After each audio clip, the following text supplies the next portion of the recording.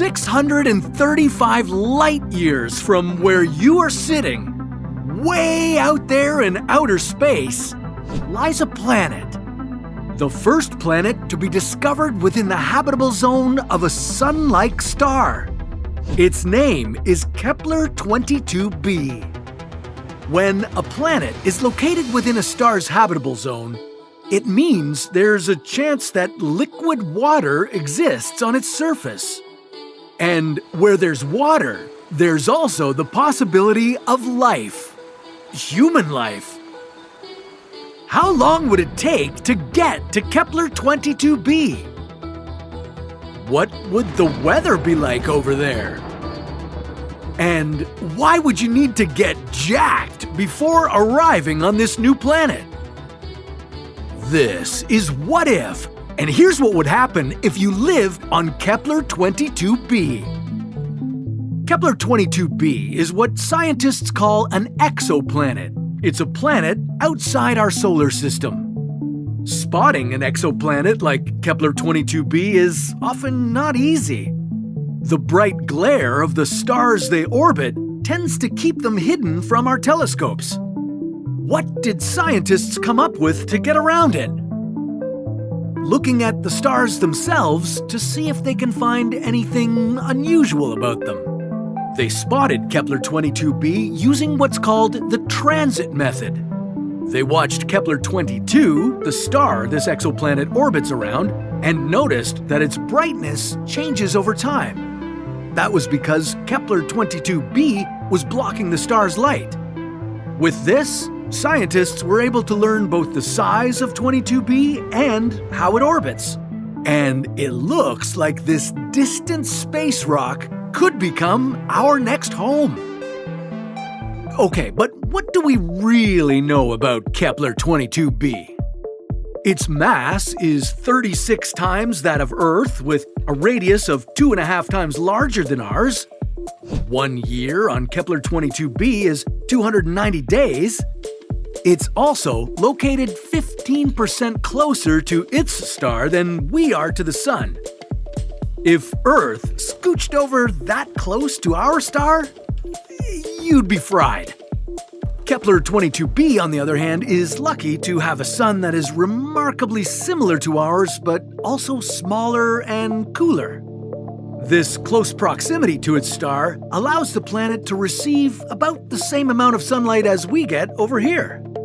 The temperature on Kepler 22b could be about 15 to 22 degrees Celsius. Similar to Earth's spring weather, and quite habitable if you ask me. But our galaxy can be a cruel place, and not everything is good news. Some models suggest Kepler 22b is rotating on its side, kind of like our very own Uranus.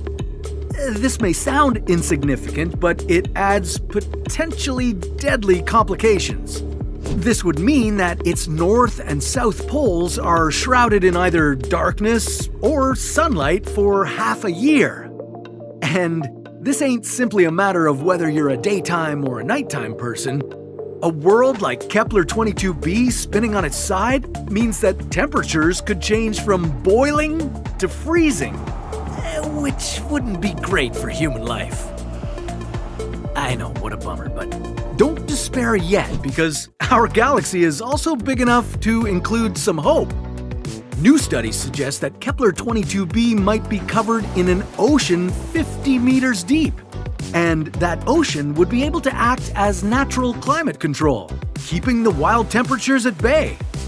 You see, an ocean can store heat in the summer and release it during the winter, which results in a mild climate. Like you needed another reason to live close to the water. But hold on, how would you even make it all the way to Kepler 22b? I mean, even if you were traveling at the speed of light, it would take you 635 years. Your best bet could be to hibernate through the trip inside a device that preserves your body way past its natural lifespan, like cryogenic sleep. NASA has already developed a cryosleep chamber that can lower an astronaut's body temperature to as low as 32 degrees Celsius. This would trigger natural hibernation, during which catheters would provide your body with nutrients and remove any waste. But even in cryosleep, it would be quite the long, risky trip. This leads us to the most dangerous part about this journey. All that remains unknown about Kepler 22b. For starters, we still don't really know what gravity is like there. It could be twice as strong as our planet's. If that was the case, a 10-kilogram sack of potatoes would now weigh 20 kilograms. And your body would also factor into the mix. Is your current weight 75 kilograms? Well, good luck suddenly dealing with 150 kilograms of you. And just for safety, settlers such as yourself would need to bulk up. Really bulk up. Only through intense strength training would you increase your chances of being able to walk on Kepler 22b. And once you got jacked on Earth, you'd have to figure out ways to preserve that muscle through all 635 years of light-speed travel. But humans aren't the only life form that would be affected by a stronger gravity.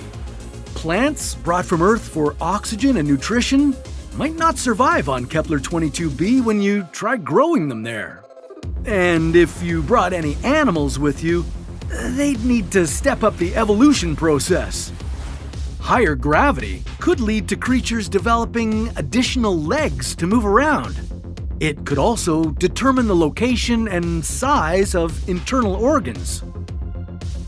But the mysteries don't end there. Scientists still don't know for sure that Kepler 22b is even a rocky planet. It might be gaseous, similar to Neptune, or it could be entirely covered with water.